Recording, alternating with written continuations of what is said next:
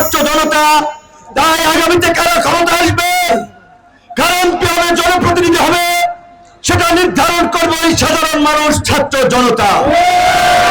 আর এই সাধারণ মানুষ ছাত্র জনতার প্রতিনিধি হয়ে রাজপথ থেকে গড়ে ওঠা দল, আন্দোলন সংগ্রামের মাধ্যমে গড়ে ওঠা দল গণ অধিকার পরিষদের প্রার্থীরা নির্বাচন করবে।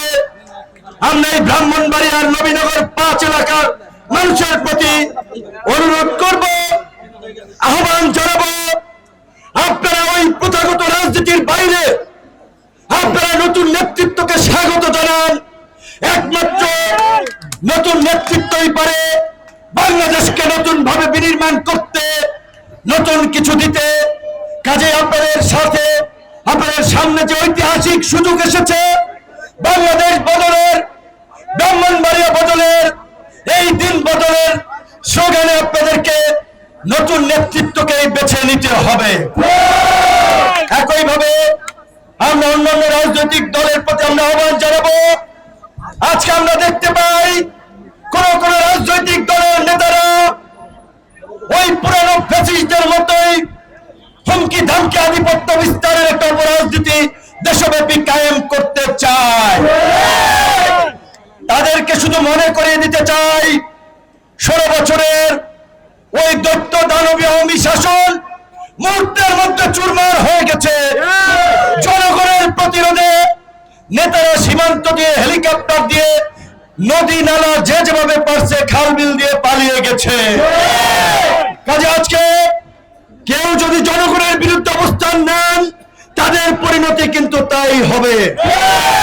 আমরা এই জুলাই গণ অভ্যুত্থানের অংশীদার সকল রাজনৈতিক দলকে সংযত এবং সহনশীল হওয়ার আহ্বান জানাই। আমরা আগামীর নতুন বাংলাদেশ বিনির্মাণে কাঁধে কাঁধ মিলিয়ে ঐক্যবদ্ধভাবে লড়াই করার আহ্বান জানাই। দেশকে এগিয়ে নিতে সংঘাত, সহিংসতা, হানাহানি, মারামারি মুক্ত একটা নতুন রাজনীতির প্রতিষ্ঠার অঙ্গীকার আমরা গণ অধিকার পরিষদের পক্ষ থেকে করছি। একটা কথা বলছি, আওয়ামী লীগের আমলে শেখ হাসিনা আমাদেরকে সিটের অফার দিয়েছিল, পয়সার অফার দিয়েছিল, ফেসিবাদের সাথে আপোষ করি নাই।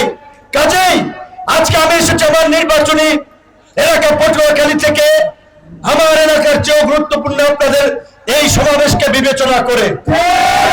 সুতরাং আমরা 2-4টা সিটের জন্য কারো সাথে জোট করব না, এটা পরিষ্কার করেছি।